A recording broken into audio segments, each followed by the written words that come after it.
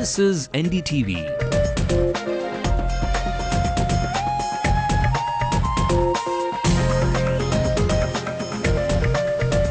And you're watching Ndtv-Hindu.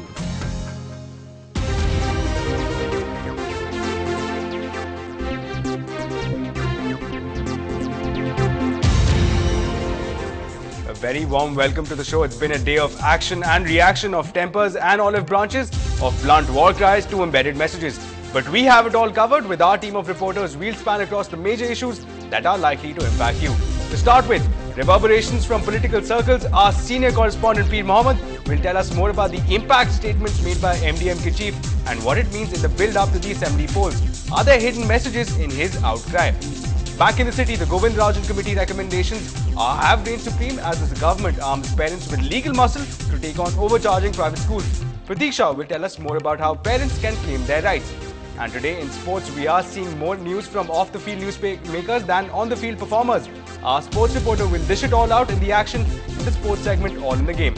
And finally, are you carrying an umbrella? Well, Shandy here with us is carrying one because he spoke to the Met Department and they are predicting some showers heading Chennai's way. Shandy will tell us more about that in just a little while. We'll bring you all of that and a lot more. You're watching Headlines now with me, Asmit Kumar. But before that, let's break into the headlines at this hour. DMDK chief Vijay Kant hits out at the DMK regime and the Stalin-Alagiri duo. Are we seeing early signs of a possible alliance? என்ன பண்ணிடுவார் என்ன இவர் என்ன எம்ஜிஆர் மாதிரி 10-13 வருஷம் இருந்தவரா 5 வருஷம் ஆட்சி மாறிக்கிட்டு இருக்கு அதே மாதிரி இந்த வருஷம் மாறுதா இல்லையான்னு பாருங்க. Supreme Court questions Tamil Nadu government over appointing of DGP Latika Saran. Relief for parents in Tamil Nadu. The government posts the fee structure for private schools on its website. Cyclone Giri heads towards the east coast. Is Chennai due for some heavy showers?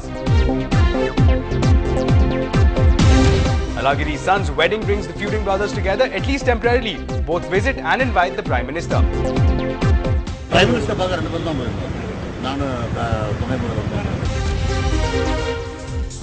Right now, to get a wholesome picture, let's also take a look at some national stories making headlines at this hour. 2 suspected Jaish militants are killed in the Mallu encounter. Search operations are underway. Elaborate security arrangements ensure the first phase of polling in Bihar for 47 seats passes off peacefully. The horror behind the games. NDTV accesses minutes of organizing committee meetings. Complaints galore about facilities and safety. Does Team Kochi await the same outcome as Punjab Kings 11 and Rajasthan Royals? BCCI holds all the cards. Telangana issues continues to simmer, fuels emotions leading to a fist fight on a television show.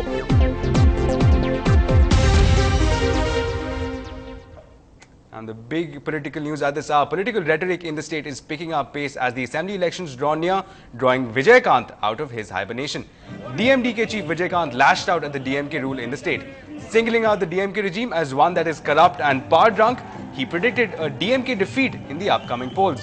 He also targeted the Alagiri-Stalin duo, referring to them as having been born with a silver spoon. He remarked that they are enjoying the fruits of their father's hard work.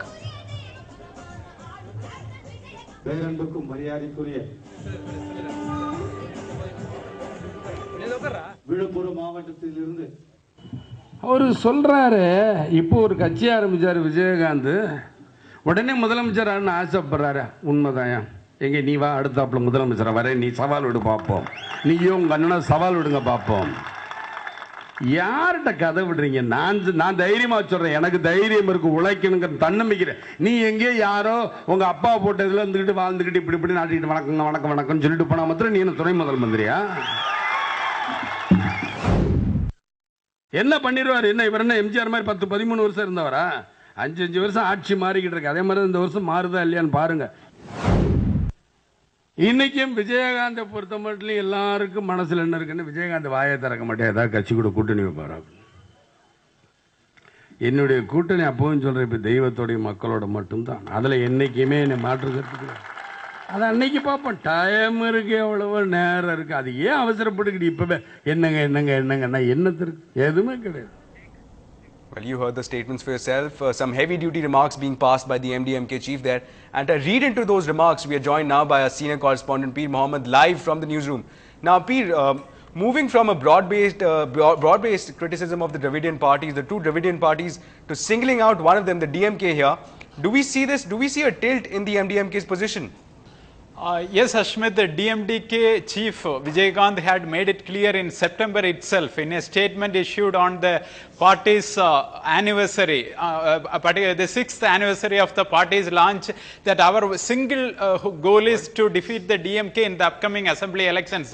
And that was a written statement, and he has reiterated that this is his public appearance after September. That September 14th, the party's anniversary, he was not present in the party office. He had come to the party office at Coimbatore in the western suburb of the city, and he had gone on record saying that, particularly targeting Stalin and Alagiri, because Stalin and Alagiri are taking center stage in the DMK, particularly in the build-up to the assembly polls, and he has specifically targeted Stalin because Stalin has been talking in public meetings that Vijaykanth wants to become the chief minister immediately after floating his political party, which is targeted by Vijaykanth, and he indicated on the lines of Jayalalitha, opposition leader Jayalalitha indicated that even Alagiri will not tolerate it. That kind of tone was there in his speech. Ashmit?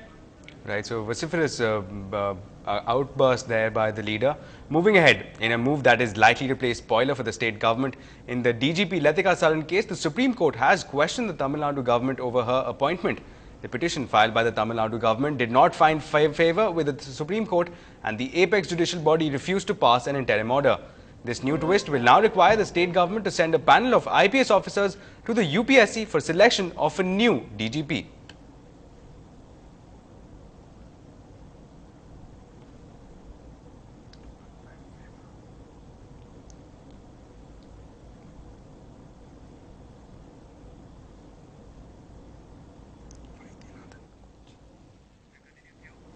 NDTV's chief legal correspondent Vaidyanathan joined us with all the details. During the argument, the Supreme Court made it very clear, saying that they even questioned the Tamil Nadu government, saying that the guidelines laid down by the Supreme Court in the Prakash Singh case will have to be followed. That's what High Court has said. What's wrong in it? But Tamil Nadu government basically said that even UPSC, where the panel will have to be sent, they themselves approached the Supreme Court seeking a clarification. But Supreme Court said, of course, they might have approached. But till now, Prakash Singh guideline is the law. Supreme Court hasn't said anything on the UPSC clarification. So as on date, Prakash Singh guidelines issued by the Supreme Court, that is the law. So as per that judgment, any state government will have to send a panel of names to the UPSC for the top post, and UPSC will select. So now, Supreme Court did not pass any order, which means Tamil Nadu government will have to send the panel to the UPSC by this weekend. Right, now to get our viewers up to date, a little bit up to date about what exactly how it all has fared out, the Madras High Court had objected to the appointment of Latika Saran as the DGP, citing violation of Supreme Court guidelines. The state government then presented a defiant front and hence took up the matter with the Supreme Court, and resulting in the judgment ruling that from the Supreme Court that we are seeing today with the concerned effect. And for more on that, let's also go across to our executive editor Sanjay Pinto, who's joining us live now. Now, Sanjay, to view this in the context of the way it has played out over the past few days, what are the expected features of again the battle that we are seeing out for DGP here? Ashwin, in the first place, as of today, it's a setback to the Tamil Nadu government. The Tamil Nadu government went on an appeal to the Supreme Court against the Madras High Court order, which asked the Tamil Nadu government to send a list of 3 senior-most IPS officers, in fact, a panel of the senior-most IPS officers to the UPSC by the 26th of this month. The Tamil Nadu government has not got an interim stay in the Supreme Court, as it actually sought. So now the government will have to go ahead and send that panel of names to the UPSC. The case in the Supreme Court has been adjourned to the next hearing will come up on the 8th of November. But we are just splitting hairs and weighing feathers here, because let me give you a quick background to this case. Mr. R. Nataraj, who was the original petitioner on the case, when Ms. Latika Saran was appointed as the DGP of Tamil Nadu in the cadre post in January this year, Mr. Nataraj went to court. In fact, he went to the Central Administrative Tribunal. The tribunal did not entertain his petition, so he went to the Madras High Court. The Madras High Court, in fact, agreed with his contention that he has been overlooked and sidelined by the government. Mr. Nataraj belongs to the 1975 batch of the IPS. Ms. Latika Saran belongs to the 1976 batch. Mr. Nataraj's contention was that he has been overlooked. His seniority was not considered. Mr. Vijay Kumar, another batchmate of Mr. Nataraj's 1975 batch, also sort of butted in, saying that the government had wrongly told the court that he was not interested in the DGP's post, but of course that wasn't the case. Of course, Mr. Vijay Kumar is now the Director General of the CRPF. So as of now, we must remember, and it's very important to point this out here, that even if the Tamil Nadu government abides by the Madras High Court order, it will still have to send a panel of names. And in that list of 3 senior-most IPS officers of the state, Ms. Latika Saran will figure even in that list. She will figure even in that list of the senior-most IPS officers as of now, which wasn't the case in January when she was appointed, because some people have retired. Senior to her have retired, and of course Mr. Vijay Kumar is not available for selection now because he's now the CRPF Director General. So technically speaking, the Tamil Nadu government can reselect Ms. Latika Saran and she can continue in her post. So I don't think there's any immediate threat to Ms. Latika Saran's position as the DGP. Technically, there could be a bit of a setback. Yes, the government has not got that interim stay as it prayed for, but this is a selection post. The DGP's post is a selection post, provided the Supreme Court guidelines on seniority are followed. Ashmit. Right, Sanjay. Thank you for joining us. That was again our Sanjay, our executive editor, pointing out a crucial fact there, that this is perhaps only a technical setback and Latika Saran could well continue as perhaps the Tamil Nadu DGP.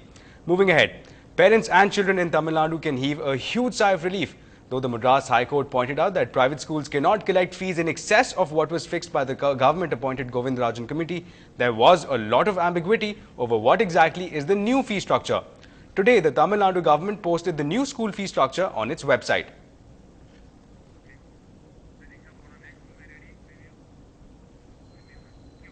Now, for more on this, let's go across to our reporter Pratiksha, who's joining us live. Now, Pratiksha, this obviously gives a lot more clarity to the parents in terms of the fees that they are actually due to pay. Now, does this also add to the legal fireworks? Does it also add to the legal firepower in terms of what parents have against overcharging private schools? See, Ashmit, this fee structure was what the Govindarajan committee actually released in May. But the setback was that at that point of time, the parents could not really take out a printed document. It wasn't in a public forum. Now, with the committee actually putting it out in a public website, the parents can actually take the printout, take it up to the school and say, you know, this is a fee structure given for this class and you are charging me about 500 rupees or 2,000 rupees more. So, you know, what is happening? Are you putting that in a deposit? If you are, show me the deposit amount, show me the deposit account. Now, this definitely puts a lot of power in the hands of the parents, Ashmit, but legally, see, it is the same fee structure that had come out in May. And, you know, but the High Court verdict that came out 2-3 weeks back, which very clearly tells schools that you have to follow the committee's fees restrictions at least for the next 4 months, which is the time limit given to the Govindarajan committee to listen to the private schools' plea and decide on probably a new fee structure.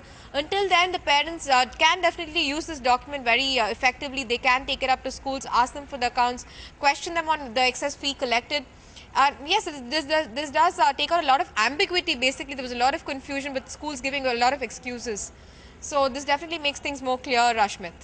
Right, Pratiksha. Thank you for joining us. That was our reporter Pratiksha telling us that again this has been a boost for parents looking for some more clarity in terms of fees that they are due to pay.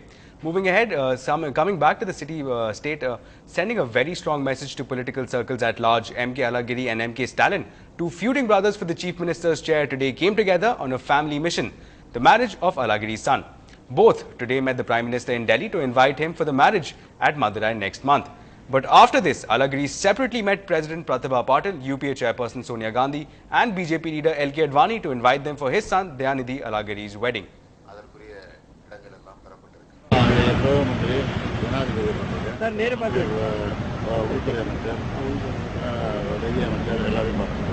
Prime Minister